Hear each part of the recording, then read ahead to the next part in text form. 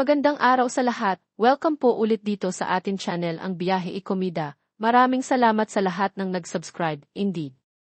Punta tayo sa atin topic, February 4, 2025, Barbie Isu nagka-epilepsy, may heart condition na mitral valve prolapse.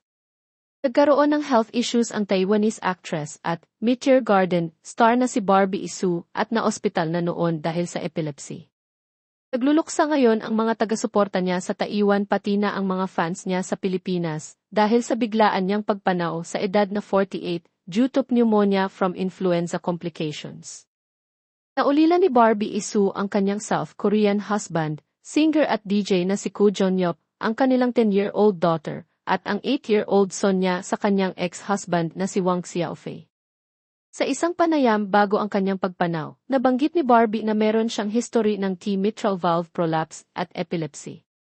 Ayon sa isang website ng kalusugan, mitral valve prolapse ay isang valvular sakit sa puso na ilalarawan sa pamamagitan ng displacement ng isang abnormally thickened mitral valvula leaflet sa kaliwang atrium sa panahon ng systole.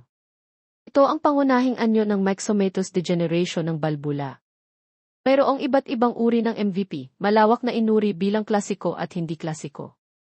Sa katunayan, muntik na raw siyang mamatay nang magkaroon ng seizure nang ipanganak niya ang kanyang anak noong 2016. Ayon sa ulat, nito lamang January 2025, nagbakasyon si Barbie at ang kanyang pamilya, kabilang ang younger sister niyang Eskahidi Isu, sa Japan. Doon daw nagkaroon ng flu o influenza si Barbie at na-ospital hanggang sa magkaroon na ng pneumonia na naging sanhi ng kanyang pagkamatay nitong February 3. Kinumpirma ng kanyang kapatid ang malungkot na balita sa pamamagitan ng isang pahayag.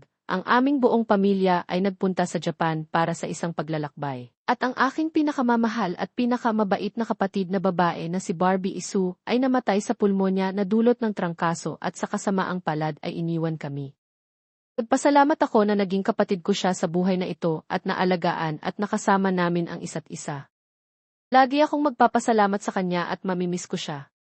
Sumikat si Barbie sa Taiwan at sa Pilipinas dahil sa seryeng Meteor Garden, kung saan nakasama niya ang grupong F4 na kinabibilangan ni Jerry Yan, Vic Chow, Ken Chu at Vanessa Wu. Ilan pa sa mga pinagbidahang proyekto ng yumaong aktres ay ang E-Eternity, Chinese Ghost Story, Corner with Love, Mars, On His Majesty's Secret Service, Future Ex-Cops, at marami pang iba. Pagpahinga sa walang hanggang kapayapaan Barbie Isu, Shankai. At yan ang ating latest showbiz chika update for today. Huwag kalimutan mag-subscribe, click the notification bell for more showbiz chika updates, like and share the video at pakisuportahan po ang ating Facebook page. Maraming salamat sa lahat ng nag-subscribe, indeed. Magandang buhay sa lahat, paalam.